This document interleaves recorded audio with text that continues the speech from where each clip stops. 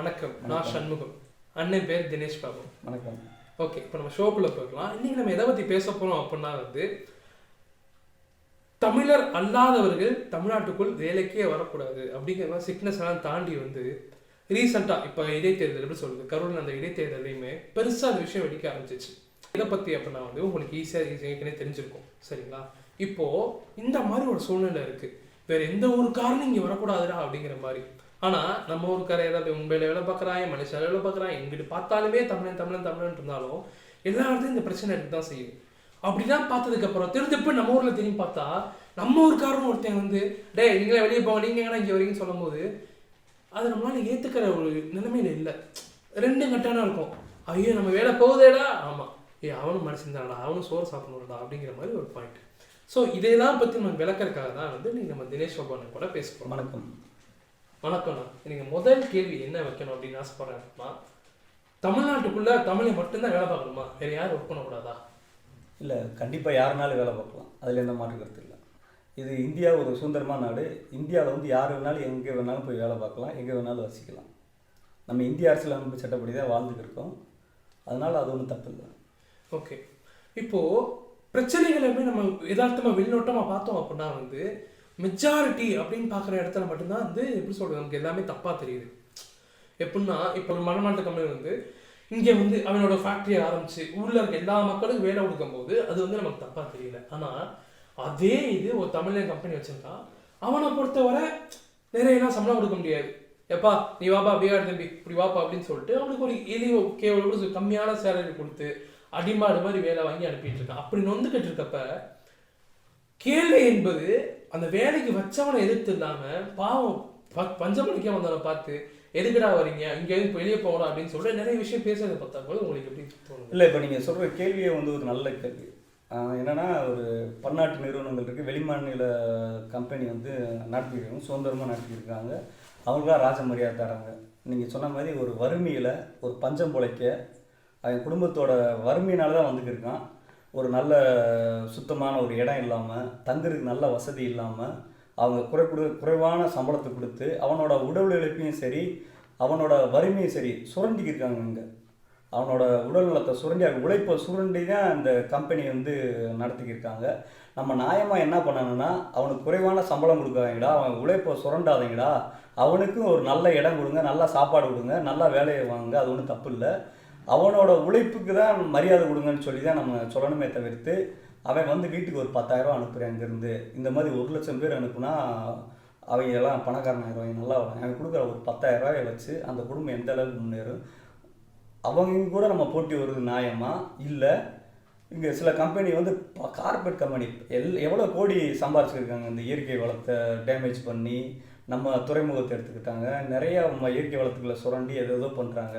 அவன் எவ்வளோ கோடி சம்பாதிக்கிறான், யாரோட போட்டினா அவன் வெளிநாட்டுக்கே எடுத்து போயிறான். சில கம்பெனி இங்கேருந்து சம்பாரிச்சு அவருக்கு மேலே எந்த கோபமும் வருதில்லை. இங்கே சில வெளிமாநில கம்பெனி வச்சு நல்லா தான் சம்பாதிக்கிறாங்க. சில நகை நிறுவனங்கள் நிறையா சொல்லலாம், அவங்க மேலே எந்த கோபமும் இல்லை. ஆனால் அவங்களோட இது யாருன்னா, வெளி மாநிலத்துலேருந்து வேறு யாராவது ஒரு நல்ல நிலைமையிலேருந்து வந்தாங்கன்னா, ஒரு பணக்காரங்க வந்தாங்கன்னா அவங்களோட நிற்கிறத ஒரு பெருமையாக நினச்சிக்கிட்டு ஜீன்னு சொல்லி மரியாதை சொல்கிறது. ஒரு ஏழை தொழிலாளி நான் அந்த வார்த்தையை சொல்ல விரும்பல, தப்பாக அவனை சொல்கிறது நல்ல வார்த்தையில் சொல்லணும்னா மரியாதை இருக்கும், தவறாக பேசுகிறது தப்புங்க. இப்போது என்னோட ஒரு பர்சனல் எக்ஸ்பீரியன்ஸை ஷேர் பண்ண விரும்புகிறேன். நான் காலேஜ் படிக்கிறப்ப யதார்த்தமாக இன்னும் யதார்த்தமான ஃபுட்லாக நினச்சினாங்க, உண்மையிலே யதார்த்தமாக தான் போயிருந்தேன். இப்போனா ஃப்ரெண்டு ஊருக்கு என்னோட பெங்களூருக்கு, சரிங்களா? ஸோ அது கர்நாடகா. ஸோ அவனோட சேர்ந்து லக்கேஜ் தூக்கும்லடா கூட வரான்னு சொன்னானே, அவன் காரில் தானே போகிறான் அப்படின்னு சொல்லிட்டு கூட போயிட்டேன். அங்கே போயிட்டு அவன் வீட்டில் 3 நாள் தங்கணும். ஆனால் 3 நாளுமே இப்போ பார்க்கும்போது கன்னடிக்கானா தமிழை எதிர்ப்பாங்க, தமிழை அடிப்பானுங்க அப்படிங்கிற மாதிரி இங்கே கிளாஸ்லாம் நிறைய நியூஸ்லாம் பார்த்துருப்பான். ஆனால் அங்கே போகும்போது மலையாளிஸே வந்தாலும் அவன்கிட்ட கன்னடிகாஸ் தமிழில் தான் பேசுகிறாங்க. ஏன்னா அவங்களோட மீடியம் அவங்க பார்க்குறது தமிழாக தான் இருக்குது. நான் பெங்களூரில் இருந்தேன். ஸோ அப்படிங்கிறப்ப அந்த மாதிரி இப்போ தமிழ்நாட்டில் என்ன சொல்ல வரேன், ஹிந்திக்கார எப்போ வந்துட்டாங்கன்னா நீங்களாம் ஹிந்தியில் பேச ஆரம்பிச்சிருவீங்களா, அது மூலமாக ஹிந்தி உங்களை அறியாமே நீ ஹிந்தி பேச ஆரம்பிச்சிடா அப்படிங்கிற மாதிரி ஒரு வினோதமான ஒரு ட்ரீட்டாக இருக்குது எனக்கு.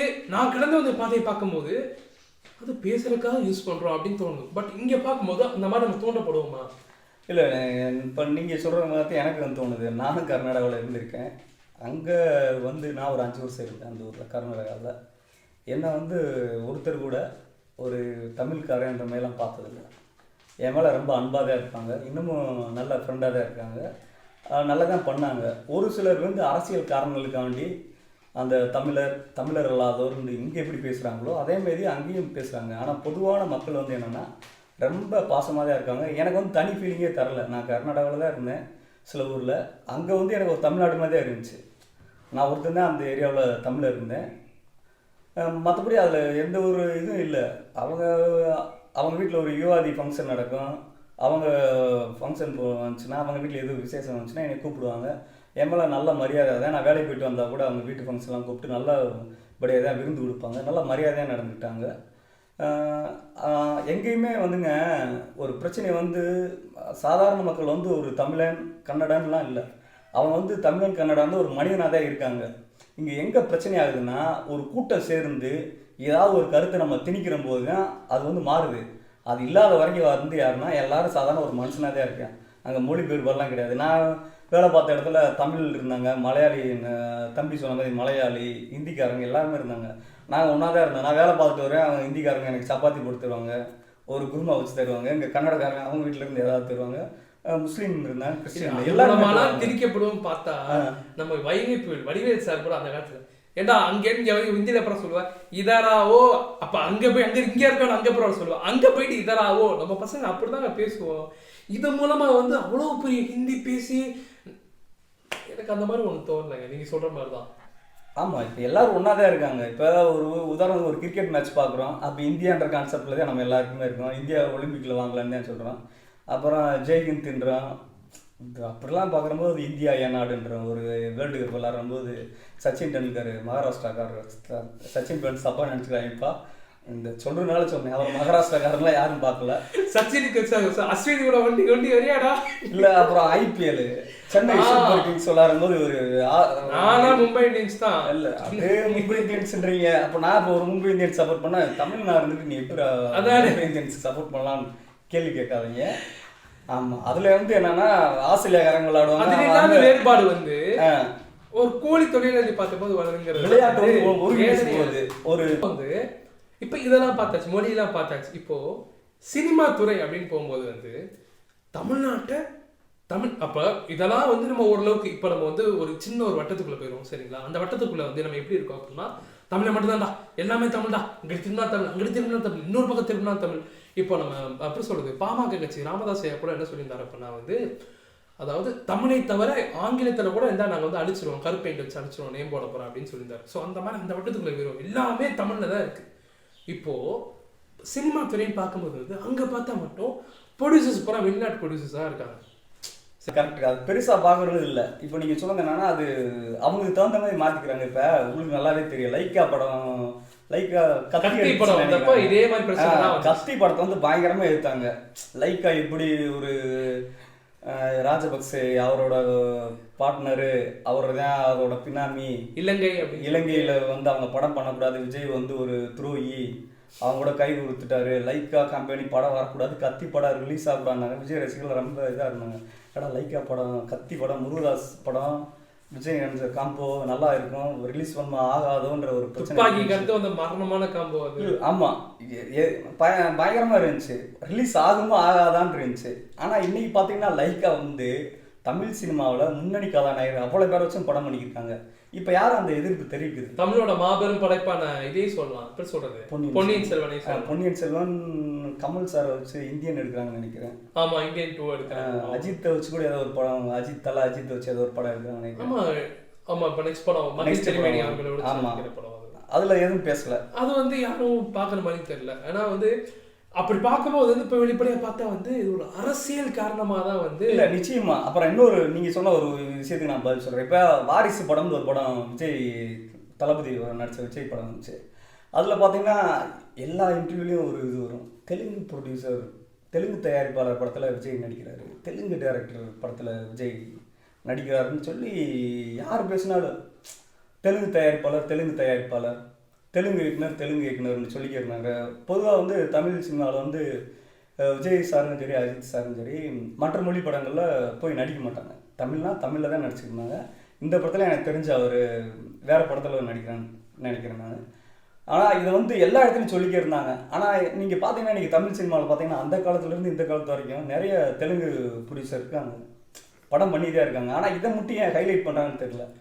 ஆனால் அதே சமயத்தில் போனி கபூர் சார் பச்சை தமிழர் நினைக்கிறேன், அதை யாருமே சொல்லவே இல்லை. ஒருவேளை ஸ்ரீதேவியை கல்யாணம் முடிச்சனால அவர் தமிழ்நாட்டுக்காரர் ஆகிட்டாரான்னு தெரியல, கல்யாணம் முடிச்சா அவங்க தமிழர் ஆயிடுவாங்களான்னு தெரியல. இப்போ ஸ்ரீதேவி நம்ம மதுரை பக்கம் தான், விருதுநகர் பக்கம் தான், நம்ம அக்கா தான். அதனால போனிக்கு ஒரு மாமா வந்து தமிழர் ஆகிட்டாரான்னு தெரியல. அதை வந்து யாருமே இந்தி பட தயாரிப்பாளர்னு சொல்ல தயாராக இல்லை. இது ஒரு வைரஸ் மாதிரி இருக்குங்க. ஒருத்தர் வந்து அவன் ஹிந்திக்காரன், டேய் நேற்று வர நம்ம இங்கே வேலை பார்த்துக்கிட்டு இருந்தான், அவன் எப்போ திடீர் ஹிந்திக்காரன் பார்த்தாரு, இங்கிட்டு பார்த்தா டேய் நீனா வந்தானேங்கிற மாதிரி ஒரு வைரஸ் நம்மளை தொத்திக்கிச்சுன்னா எல்லாமே நமக்கு வித்தியாசமாக தான் தெரியுது. என்ன இல்லை, இப்போ நம்ம மதுரையில் எடுத்துங்க, ஒரு செல் கடைக்கு போனால் நிறைய பேர் அந்த கடையில் தான் இது வரைக்கும் காலங்காலமாக கஸ்டமராக இருப்பார். நம்ம பக்கத்து தெருவில் நம்ம தமிழர் ஒருத்தர் கடை வச்சுருப்பார், அவர்கிட்ட வாங்க மாட்டாங்க. அதை நான் பிரிக்கிறேன்னு நினைக்காதீங்க. இங்கே வந்து மதுரையில் வந்து வாங்கிட்டு போவார், அவன் கடையில் போய் ஒரு பானிபூரி வாங்கி சாப்பிட்ருப்பாரு, ஏதோ ஒன்று வாங்கி சாப்பிடுவார். அப்போல்லாம் அவன் தமிழ், தெலுங்கு, ஹிந்தி எதுவுமே தெரியாது. ஆனால் இப்போ வந்து யாராவது ஒரு ஆள் பேசுனா என்னடா அவன் எப்படி அவங்கள நம்ம இப்படி நம்ம ஊரில் வந்து அவன் வேலை செய்கிறான். இப்போ உலகத்துக்கு வந்து இப்போ பிரிட்டனில் ஒரு இந்தியாக்காரது தலைமை வைக்கிற அளவுக்கு ஆகியிருக்கு. மலேசியாவில் ஆல்ரெடி இருக்காங்க, நம்ம காலங்காலமாக அந்த ஊரில் உழைச்சிருக்கோம். அதேமாதிரி சில ஆஸ்திரேலியாவோட எங்கள் ஊருக்காரங்க எம்பி சீட் கொடுத்தாங்க, அது ஆளுங்கட்சியில். எங்கள் உசிலம்பட்டிக்காரர் ஆஸ்திரேலியாவில் அங்கே எம்பிக்கு நின்றார், ஆளுங்கட்சி சார்பா. அதேமாதிரி நிறைய ஊரில் ஆகியிருக்காங்க. இப்போ நம்ம மகாராஷ்டிராவில் கேப்டன் தமிழ்ச்செல்வன் சொல்லுவாங்க, அவர் எம்எல்ஏவாக இருக்கார். பெங்களூரில் மேயர் ஆகுறாங்க, எம்எல்ஏ எலெக்ஷனுக்கு இருக்கிறாங்க, சில பேர் தூக்குறாங்க, ஜெயிக்கிறாங்க. அதெல்லாம் வந்து பெருமையாக தெரியுது. தமிழை வந்து அங்கே போய் ஜெயிச்சிட்டான்டான்ட்டு, ஆனால் இங்கே ஜெயிச்சான்னா கோவப்படுறது. ஓகே, இப்போது நமக்கு நம்ம முன்னாடி வந்து ஒரு மிகப்பெரிய கேள்வி இருக்குது. தமிழ்நாட்டை தமிழன் தான் ஆளணுமா? ஆனால் அந்த கேள்விக்குள்ளே போகிறதுக்கு முன்னாடி இந்த தமிழை யார் அப்படிங்கிறதுக்கே வந்து 2 வகையான விளக்கங்கள் இருக்குது. எப்படின்னா இந்த வைரஸ் வந்தனால வந்து ஒருத்தர் சொன்னார் என்ன அப்படின்னா வந்து தமிழ் பேசுகிற எல்லாருமே தமிழன்னு சொல்லிட்டு ஒருத்தர் சொல்லியிருப்பார். இன்னொருத்தவர் வந்து எங்கே பிறந்தாலும் தமிழனே, இங்கே பிறந்தாலும் அயலானே அப்படின்னு இருப்பார். அதாவது தமிழ்நாட்டில் பிறந்தாலும் நீ தமிழே பேசினாலும் உன் பூர்வக்குடி என்ன, அப்போ நீ தமிழன் கிடையாது, போ நீ எங்கே போனாலும் பண்ணிட்டியா, அப்போ நீ தமிழன் தான் அப்படிங்கிற மாதிரி. இது எப்படி பார்க்குறீங்க? இல்லை, இது எனக்கு புரியலைங்க, இது என்னன்னு தெரியல. இப்போ நான் வந்து பேசுகிறேன், நீ பேசி முடிச்சோடனே நீ தமிழ் இல்லைடா, ஏன்னா தமிழுக்கு எதிராக பேசுகிறேன்னு சொல்லிடுவாங்க தோணுங்க எனக்கு.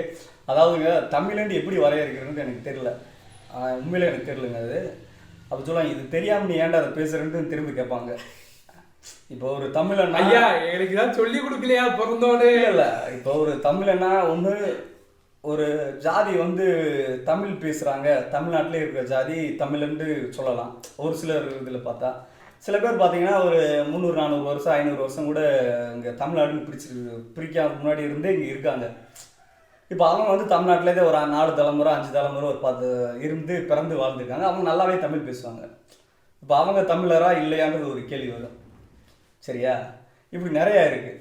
எந்த அடிப்படையில் பண்ணுறது? அப்போ ஜாதியை ஊக்குவிக்கிறீங்களா நீங்கள்? ஜாதி இருக்கா இல்லையா? ஆமாம், இதை பற்றி சொல்லும் போது மேலே அவங்க ஈஸியாக தோணுதுன்னு பாருங்களேன். இப்போது மேலே பார்த்தீங்கன்னா இப்போ நமக்கு மேலே இருக்க இடப்புறம் பார்த்தீங்க அப்படின்னா இந்த ஊர் இந்துவோட ஊருடா, நீங்கள் என்னடா பண்ணுறீங்க அப்படின்னு பாய், சரிங்களா? அதே மாதிரி இங்கிட்டு வந்துட்டோம் அப்படின்னா இது தமிழடா, நீ என்னடா பண்ணுறீங்களா? என் பார்வையில் 2 ஒரே மாதிரி இருக்குது. இல்லை, எல்லாமே ஒன்று தாங்க. இப்போ ஒன்றும் இல்லை, இப்போ மசாலா மட்டும்தான்டா வேற, கிண்டுறது பூரா ஒரே கிண்டு தான்டா. கண்டிப்பாக இப்போ ஜாதி ரீதியாக ஒருங்கிணைக்கணும்னா ஜாதி பண்ணுவாங்க. அவன் ரேசிஸ்ட், அவன் ராடிகலிஸ்ட், இவனும் ராடிகலிஸ்ட் தானே. கண்டிப்பாக அது ஒரு சிறுங்கூட்டம் ஜாதின்றது.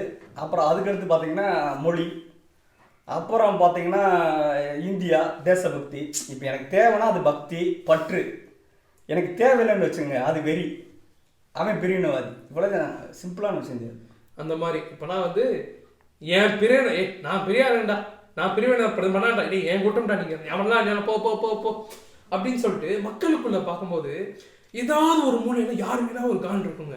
வந்து இவருக்கு அகேன்ஸ்டாக பேசுகிறப்ப அண்ணன் யூஸ் பண்ணி போடா அப்படின்னு சொல்லிட்டு என்னோட எண்ணங்கள் வந்து அவர் பண்ணி போக ஆரம்பிக்கும். இது வந்து மிக பெருசாக போகும்போது வந்து ஒரு பெரிய ஆபத்தை நோக்கி தானே போகுது. அப்போ இல்லை கண்டிப்பாக, ஏன்னா இத்தனை நாள் வந்து நம்ம வந்து அவன் பார்க்கறத பார்த்து டேய் சங்கியாடா நீ ஏன்னா அப்படி இன்னொருத்தனை பார்த்து சக தோழன் தானடா முஸ்லீம். இப்போ நம்ம இத்தனை நாள் மக்க பையன்னு பார்த்தோம், முட்டா பையன்னு பார்த்தோம். இப்போ அவனை பொறுத்தாலும் நம்ம எப்படி தெரியும்? இல்லை, வேற்றுமையில் ஒற்றுமைன்றது இந்தியா. இந்த நாட்டில் வந்து வெவ்வேறு கலாச்சாரம், வெவ்வேறு மொழி, இனம், எல்லாமே வேறுபாடு இருந்தாலும் ஆனால் அவங்களாம் ஒரே நாடு ஒரே தாய் பிள்ளைகள் இந்தியாண்டு தான் வாழ்கிறாங்க. வேறுபாடு பார்க்கக்கூடாது என்னோட கருத்து. சகோதரத்துவமாக இருக்கணும். இப்போ இன்னொரு முக்கியமான கேள்வி அப்படின்னா, டேய் போங்கடா எல்லாரும் வெளியே அனுப்பியாச்சு மொத்த வேலையும். இப்போ தமிழ்நாட்டுக்கு இப்போ எல்லாருக்கும் வேலை அடிச்சிருமா? எல்லாருக்கும் எல்லா விஷயம் பண்ணிடலாமா? இல்லை அப்படி இல்லைங்க. இப்போ ஒவ்வொருத்தர் வந்து ஒவ்வொரு வேலை பண்ணுறாங்க. இப்போ தமிழ்நாட்டிலையும் வந்து சில காலத்துக்கு முன்னாடி வந்து வெளி மாநிலத்துக்கு வேலைக்கு போயிருக்காங்க. அவங்கள பூரா அவங்க அனுப்புனா என்ன ஆகும்? இப்போ உலகத்தில் நம்ம அரபு நாட்டில் பார்த்தீங்கன்னா நிறைய தமிழர்கள் அங்கே வேலைக்கு போயிருக்காங்க. இப்போ வந்து என்னென்னா அந்த நீங்கள் சொல்கிற நார்த் இந்தியன்ஸ் வந்து எந்த படிநிலையில் வேலை பார்க்குறாங்கன்றது இங்கே ஒரு முக்கியமான விஷயம். அவங்க வந்து ரொம்ப பாலம் கட்டுறது, கன்ஸ்ட்ரக்ஷன் ஃபீல்டு, இப்போ டெக்ஸ்டைல் ஃபீல்டு, இதெல்லாம் ரொம்ப கஷ்டமான வேலை தான். போராக தான் இருக்காங்க. அந்த வேலையை தான் பார்த்துக்கிறாங்க. இல்லை இப்போ தமிழ்நாடு வந்து அடுத்துக்கு முன்னேறி போயிடுச்சு. எல்லாரும் அந்த வேலை பார்க்க தயாராக இல்லை. அந்த வேலையை நம்ம பார்க்குறாங்க. அதே சமயம் இந்த வேலையை நம்ம பார்த்துக்கிறாங்க. நம்ம அடுத்த கட்டத்துக்கு முன்னேக்கி போய்க்கிருக்கோம். அமெரிக்காவில் பார்த்தாலும் இன்றைக்கி தமிழர்கள் நிறைய பேர் சாஃப்ட்வேர் ஃபீல்டாக இருக்கும், மெடிக்கல் ஃபீல்டாக இருக்கும், நாசா அளவுக்கு போய் நல்லா தான் இருக்காங்க, பண்ணிக்கிருக்காங்க. இப்போ 1 கோடி பேரை உங்க சொல்கிற மாதிரி 1 கோடி பேரை திடீர்னு தமிழ்நாட்டை விட்டு வெளியேற்றிட்டா தமிழ்நாட்டோட பொருளாதாரம் என்ன ஆகும்? ஒரே டயத்தில் வெளியேற்றுறோம்னு வச்சுங்க.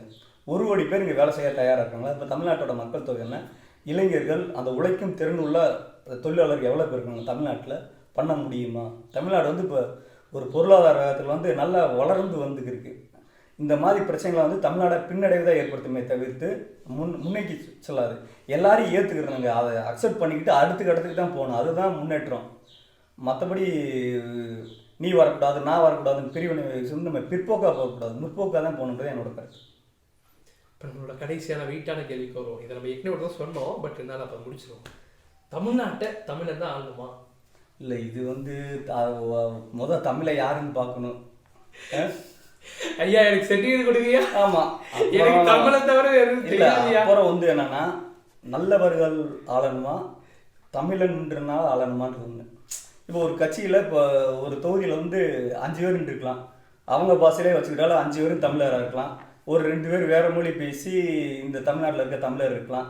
அப்போனா அந்த 5 தமிழர் இருக்காங்களே, அப்போ அவன் தமிழன்டா, 4 பேர் நம்ம வாபஸ் வாங்கிடுவோம், அவன் தமிழன் ஆகிருக்கட்டும், விட்டுடலாம். இப்போ தமிழ்நாட்டை பூர்வீகமாக சொல்லி அவங்க சொன்ன அந்த ஒரு தமிழர்கள் கூட சில கட்சிகள் தமிழ்நாட்டில் வச்சிருக்கலாம். எனக்கு தெரியல, வச்சிருக்கலாம். அவங்க கட்சி வச்சிருக்கும்போது நம்ம ஏன் கட்சி நடத்தணும்னு கூட யோசிக்கலாம். இல்லைண்ணா, நமக்கு எப்படின்னா நம்ம எல்லாருக்குள்ளே ஒரு பழக்கம் இருக்கும்ண்ணா. எப்படின்னா வந்து இப்போ நாங்களாம் வந்து கோட்டு போட்டவங்க, நீங்களாம் சட்டை போட்டவங்க, சரிங்களா? இப்போ கோட்டு போட்டேன் வந்தால் அவனுக்கு யாருமே தெரியும், ஏன் ரூமில் ஒரு ஏசி மட்டும் விடுவான் அப்படிங்கிறது என்னோட பாயிண்ட்டு. உங்களை பொறுத்தவரை கோட்டு போட்டேன் வந்தால் ஏசியை போட்டு விட்டுருவான், சரிங்களா? அவனுக்கு கோட்டு போட்டிருக்கேன் பூரா சொகுசாக இருப்பான். நம்ம சட்டையில் போட்டிருக்கோம், நமக்கு குழுன்னு இருக்குமே, நமக்கு குளிர் தாங்க முடியாது அப்படின்னு சொல்லிட்டு உங்களுக்கு ஒரு பாயிண்ட் இருக்கும். இதோட நம்ம அது ஒப்பிடலாமா? அப்படி இப்போ எப்போ நான் தமிழ்ல தான் ஆளை வந்துட்டான் அப்படின்னா அவனுக்கு வந்து என் தட்டில் என்ன சோறு வரணும், ஏன்னா என்ன சாப்பிடுவேன், என்னோட பழக்க வழக்கம் தெரியும், என்னோட எப்படி சொல்கிறது, என்னோட ஆசைகளுக்கு முக்கியத்துவம் கொடுப்பான். ஆனால் அதே இது வேற ஊருக்காரன் வந்துட்டான், உனக்கு எதுவும் கிடைக்காதுடா. இல்லை அப்படி இல்லை. இப்போ தமிழ்நாட்டை பார்த்துக்கிட்டிங்கன்னா நீங்கள் இப்போ பல வருஷம் ஆண்ட கட்சிகளை எடுத்துக்கலாம். இப்போ புரட்சித் தலைவர் எம்ஜிஆர் இருக்கார். அவங்களாம் என்னென்னா அவர் மலையாளின்னு அவர் மேலே ஒரு குற்றச்சாட்டு சொல்கிறாங்க. ஆனால் அவர் மலையாளி ஆனால் பிரித்து பார்க்கல நான், அதனால மக்கள் வந்து புறக்கணிச்சிடல. அவர் 100%ல அந்த 0.0001% மெலன் பாய் எம்ஜிஆர்லாம் இங்கே இருக்காருங்க. அவர் வந்து மக்கள் மனங்களை வென்றதுனால தான் அவர் முதலமைச்சராக இருக்கார். அப்புறம் புரட்சி தலைவி அம்மா பற்றி சொன்னோம்னா அவங்க வந்து 2 இருக்குது. ஸ்ரீரங்கம் சொந்த ஊருன்னு சொல்லுவாங்க, சில பேர் கர்நாடகான்னு சொல்லுவாங்க. ஆனால் மக்கள் அதை பார்த்துக்கல. இப்போ கலைஞர் ஐயாவே எடுத்துக்கிட்டா, ஆமாம், அவங்களும் மக்கள் மனங்களை வென்றாங்க, முதலமைச்சராக இருக்கார். இப்போ கலைஞர் ஐயாவை எடுத்துங்க, அவரே 2 விதமாக சொல்லுவாங்க. ஆனால் மக்கள் அதை பார்க்கல. இந்த தலைவர் வந்து தமிழ்நாட்டுக்கு எப்படி பண்ணுவாங்க, என்ன பண்ணுவாங்கன்னு பார்த்து தேர்ந்தெடுத்தாங்க. அதே சமயத்தில் நான் சொல்கிறேன், நான் வந்து மதுரை மாவட்டத்தை சேர்ந்தவன். என் ஊரில் சொல்கிறேன், எங்கள் ஊரை பொறுத்த வரைக்கும் என்னென்னா, ஒரு வீட்டுக்கு எடுத்துக்கிட்டிங்கன்னு வச்சுங்க, வீட்டுக்கு ஒரு ஆள் பேருக்காவது சுபாஷ் போஸ், நேதாஜி சுபாஷ் சந்திர போஸ்ன்னு பேர் இருக்கும். அந்த இடத்துல நான் பதிவு வந்தேன். அப்போ நேதாஜி சுபாஷ் சந்திர போஸ் வந்து தமிழர் அல்லாதவங்களாம் யாரும் பார்க்கல. நேதாஜி சுபாஷ் சந்திர போஸை இந்தியாவில் எப்படி கொண்டாடுறாங்களோ அதே அளவுக்கு இந்த மதுரை மாவட்டத்திலும் சரி தென் மாவட்டத்திலும் சரி தமிழர்கள் கொண்டாடுறாங்க. அவர் வந்து நம்ம ஒரு மதமாக வேற மொழிக்கார நம்ம பார்க்கல. அதே சமயத்தில் அந்த தென் மாவட்டத்தில் அந்த 5 மாவட்டத்தில் உங்களுக்கு நல்லாவே தெரியும், பென்னிக்குயிக்கு அவர் வந்து ஒரு டேம் கட்டி, முல்லை பெரியாறு டேம், அதை கட்டி வந்து இந்த 5 மாவட்ட விவசாயிகளோட வாழ்வாதாரத்தை நல்லபடியாக பண்ணி இன்னைக்கு அவங்களால நிறைய பேர் விவசாயம் பண்ணியிருக்கான். அவர் வந்து ஆங்கிலேயன்லாம் யாரும் பார்க்கல. ஒரு கடவுள் மாதிரி ஒரு வீட்டு பத்திரிக்கை எடுத்துக்கிட்டிங்கன்னா இந்த பகுதியில் பார்த்தீங்கன்னா சாமி படம் போடுவாங்க. அதேமாதிரி பார்த்தீங்கன்னா ஒரு நேதாஜி சுபாஷ் சந்திர போஸ் படம் போடுறாங்க, பென்னிக்விக் படம் போடுறாங்க. அப்புறம் அப்படி வந்து மக்கள் வந்து அவர் எந்த இதுலாம் பார்க்கல. அப்புறம் இன்னொரு விஷயம், எங்கள் ஊரில் வந்து இன்னொருத்தர் ரோஜாப்பூ துறைன்னு சொல்லுவாங்க, அவர் பேர் ஜோசப். இப்போ இவங்க சொல்லும்படி பார்த்தா அவர் கிறிஸ்டின் அந்த ஜோசப்ன்ற பேர் ஜோசப். எங்கள் மக்கள் என்ன சொல்லுவாங்கன்னா ரோஜாப்பூ துறைன்னு சொல்லுவாங்க, ரோஜாப்பூ துறைன்னு அவர் பேரை சொல்லுவாங்க.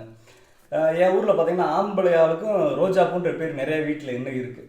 என்ன காரணம்னா அவர் வந்து இந்த பிரமலை கல்லர்களும் மற்ற ஒரு 68 சமுதாயம் வந்து குற்றப்பழங்கடி சட்டத்தால் பாதிக்கப்பட்ட போது அவர் தான் வழக்கு தொடுத்து அதை அவங்கள வந்து அதிலிருந்து விடுபட ரொம்ப முயற்சி பண்ணார். அந்த ஒரு நன்றி விசுவாசமாக அவரை மலையாளின்னு யாரும் பார்க்கல. அவர் ஒரு காந்தி அளவுக்கு ஒரு பேசப்பட வேண்டிய ஒரு தேச தலைவர் தான் அவரும். ஜோசப் துரைன் யானைக்கல்ல பார்த்தீங்கன்னா ஒரு குட்டி ஒரு சிலை இருக்கும், அவர் தான் அந்த ரோஜாப்பூ துரைன்ட்டு. நம்ம ரவுண்டான அந்த ஒரு குட்டி சிலை இருக்குல்ல, ரொம்ப நாள் நான் ஜோசப் யார் இவர் பார்த்ததே இல்லையே அப்படின்னு. அதே மாதிரி பார்த்தீங்கன்னா இன்னொருத்தர் வந்து ஃபார்சன் துறை. எங்கள் ஊரில் ஒரு படித்துறைன்னு ஒரு பேர் வைப்பாங்க, நான் அந்த இதில் சொல்ல வருவேன், படித்துறைன்னு சொல்லுவாங்க. படித்துறைன்னா அந்த படி இருக்கு, அது படித்துறை பாண்டி. அந்த படித்துறை வந்து அவர் பேர் வந்து ஃபார்சன் துறை. ஓகே, ஃபார்சன் துறை வந்து நம்ம மக்கள் வந்து சொல்லும் போது என்னன்னா படித்துறைன்னு வச்சு அதை ஒரு பேராக வச்சுருக்காங்க. அவர் என்ன பண்ணாங்கன்னா அந்த காலத்தில் ஒரு வெள்ளம் ஏற்படுது, அப்போ அந்த சில பகுதிகளும் மூழ்கிடும் போது அவர் வந்து அந்த பிரிட்டிஷ் கவர்மெண்ட்டில் அவர் நல்ல முக்கிய பொறுப்பில் இருந்தனால அந்த மக்களுக்கு வந்து வீடு கட்டி கொடுத்தாரு. அதை வந்து அவங்க பண்ணி அந்த படித்துறைன்ற பேரை இன்னும் வச்சுக்கிருக்காங்க. இப்போ நேதாஜி சுபாஷ் சந்திர போஸ் ஆகட்டும், பென்னிக்விக் ஆகட்டும், ஜோசப்ன்ற ரோஜாப்பூ துறை ஆகட்டும், ஃபார்சன் துறைன்ற படித்துறை ஆகட்டும், மக்கள் வந்து மனித நேயத்தையும் மனிதத்தையும் அங்கே பார்க்குறாங்க. ஜாதியோ மதமோ மொழியோ யாரையும் பெரிய ஆளாக்காது, சிறியவங்களாக ஆக்காது. அப்புறம் இன்னொரு விஷயம் என்னென்னா, இப்போ ஒரு சமூகத்தில் எத்தனையோ கோடி பேர் ஒரு சமயம் 2.5 கோடி 3 கோடி 4 கோடியில் பிறக்கலாம். 4 கோடி பேர் யாரையும் கொண்டாடுறதில்ல. யார் நல்லவங்களோ யார் மக்கள் அவங்கள தான் கொண்டாடுறாங்க. அப்புறம் இன்னொன்று வந்து இந்த ஜாதி மதம் எல்லாமே அவங்க ஜெயிச்சாலே ஏற்றுக்கிறோம். அவன் கஷ்டப்படுற போது அவனுக்கு இவன் தமிழை கஷ்டப்படுறேன், அவனுக்கு நம்ம நல்லது பண்ணுவான். இவன் ஒரு இந்திய வீட்டுக்காரன் சொந்தக்காரனே கஷ்டப்பட்டா தரமாட்டான், நல்லா இருந்தாலும் அவனை ஏற்றுக்கிடுவான். அன்னைக்கு ஊதாரியாலே சுத்தினேன். சில பேர் வந்து என்னன்னா நம்ம எந்த நிலைமையில இருந்தாலும் நம்மளுக்கு நல்லது பண்ணணும்னு பண்ணுவாங்க. இப்போ நம்ம எடுத்துக்கங்க, நீங்கள் ஒரு படிச்சிருக்கீங்க, நானும் படிச்சிருக்கேன், நான் ஸ்கூல் படிச்சிருக்கேன், காலேஜ் படிச்சிருக்கேன், எல்லா இடத்துலையும் படிச்சிருக்கேன்.